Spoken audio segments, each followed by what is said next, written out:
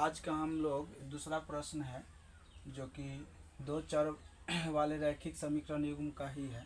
तो इसमें क्या है कि क्वेश्चन है कि 5 किताब, ठीक ना, 5 किताब और 2 नोटबुक, मतलब नोटबुक उसी को बोलते हैं, कॉपी जो होता है सो। अच्छा, यहाँ पे समझ में आए चाहे नहीं आए कि कौन सी है इसका यूज, तो वो छोड़िए, आपको इसमें बनाना है। तो कहने मतलब है कि 2 किताब और 5 किताब और 2 नोटबुक का दाम 450 रुपया है तथा 3 किताब या 4 नोटबुक का दाम 340 रुपया है। तो 1 किताब तथा 1 नोटबुक का दाम निकालें। तो सिंपल हम लोग अभी बनाए थे, सेम उसी तरह इसमें सोल्व जब करेंगे ना तो मान लिया जाएगा, ठीक ना।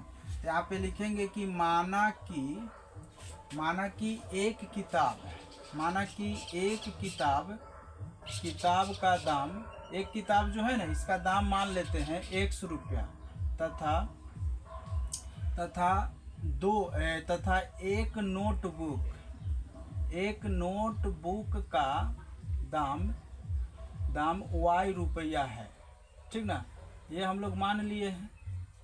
तो कहने का मतलब है कि एक किताब का दाम 100 रुपया और एक नोटबुक का दाम y रुपया मान लिए।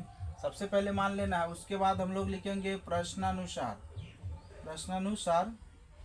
प्रश्न क्या बोलता है, तो जहाँ तक रुपया की बात कर देगा कि 450 रुपया दिए चाहे इतना दिए, वो आपका पहला समीकरण वहीं तक बन जाता है।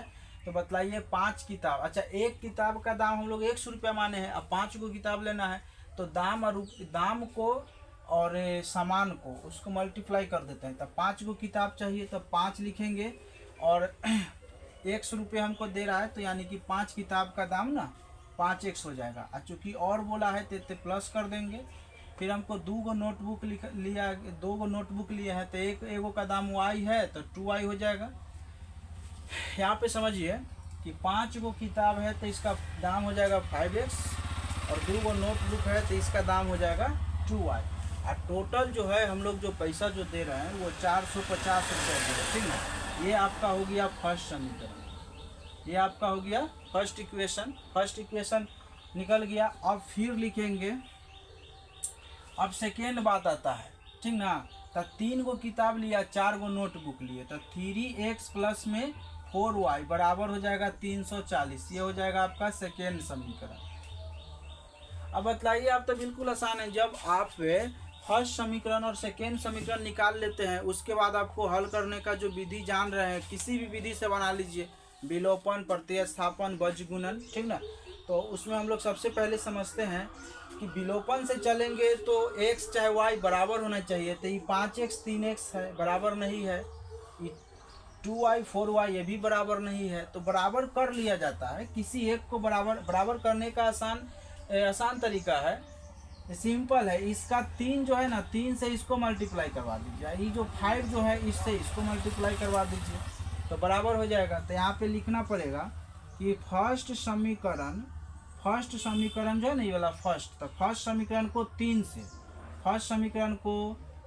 से तथा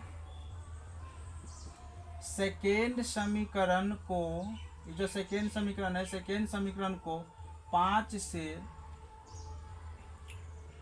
से गुना करने तथा घटाने पर, ठीक ना। सिंपल है, गुना कीजिए, इसको घटा दीजिए। देखिए 3 से इस सारे को कर दीजिए गुना, ठीक ना।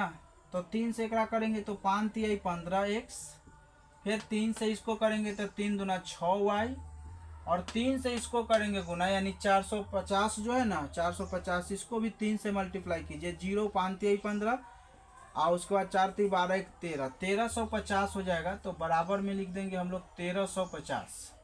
और फिर इस 3 से तक कर दिया, अभी 5 से इसको गुना करेंगे तो 5 3 15x, 5 से इसको तो 5 चौका 20y और फिर 5 से इसको करेंगे तो बतलाइए 340 है, इसको 5 से गुना करेंगे, 0 4 5 20 के 0 हासिल 2 5 3 15 2 1700 हो जाएगा यहाँ पे। अब हम लोग देखिए 15x और 15x बराबर है, इसको माइनस मतलब ये दोनों प्लस में है तो प्लस तो कैंसिल होगा नहीं, एगो को माइनस करना पड़ता है। तो एगो के इसको माइनस किए तो इसको माइनस करेंगे तो सारा का चिन्ह उल्टा हो जाएगा, यानी प्लस वाला माइनस, यहाँ भी प्लस है तो ये माइनस हो जाएगा। अगर मान लीजिए कोई माइनस रहता तो प्लस भी हो जाता है। और 15x कैंसिल हो जाएगा। अब 20 गो माइनस में है, इसको 6 गो मिल जाएगा, तब पर भी माइनस का 14 बच जाएगा। तो माइनस का 14y बराबर 1700 माइनस में है। अब इसको 1350 मिल गया, मतलब इनमें से 1350 हम लोग कैंसिल करेंगे तो 0, ये 5 हो जाएगा, ये हो जाएगा आपका 6, तो 6 में से 3 का 3 आई कैंसिल, यानी 350 माइनस का बचा, माइनस का 350। अब क्या करना है, माइनस माइनस कैंसिल कर देना है, तो y बराबर हो जाएगा आपका 350 बटा में 14, ठीक ना। अब 14 से भाग दीजिए इसको। अब इसको हम लोग अगर 14 से भाग देते हैं, यानी कि 350 है ना, इसको 14 से भाग दीजिए तो 14 दूनी 28 हो जाएगा, ठीक ना। तो अब यहाँ पे हो जाएगा आपका कितना, 15 हो जाएगा, तो 7 ही कैंसिल आई, हो जाएगा 14 पंचे 70, यानी 25 बार में ही कट गया है। y का जो आपका वैल्यू जो आया है, सिंपल जो y का जो वैल्यू आ रहा है वो 25 आ रहा है, ठीक, यानी 25 बार में ही कटा। अब इसके बाद तो बिल्कुल आसान है।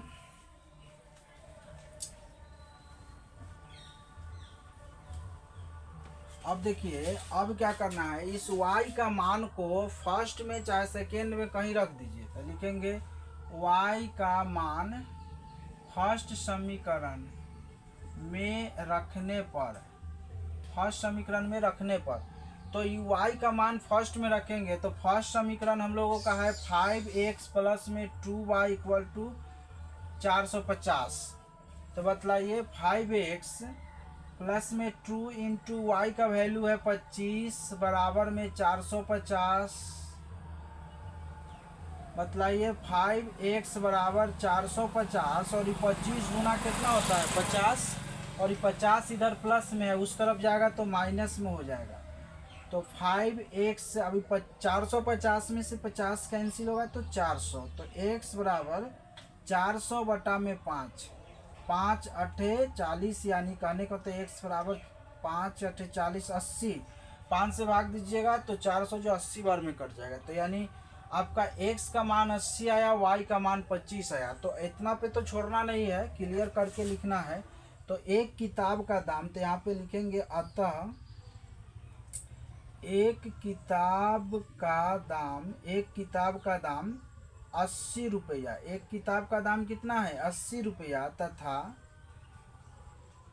एक नोटबुक एक नोटबुक का दाम 25 रुपया।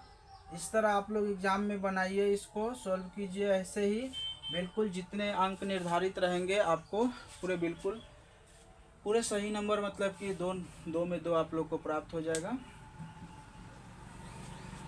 एक बार देख लीजिए आप लोग फिर से इसको।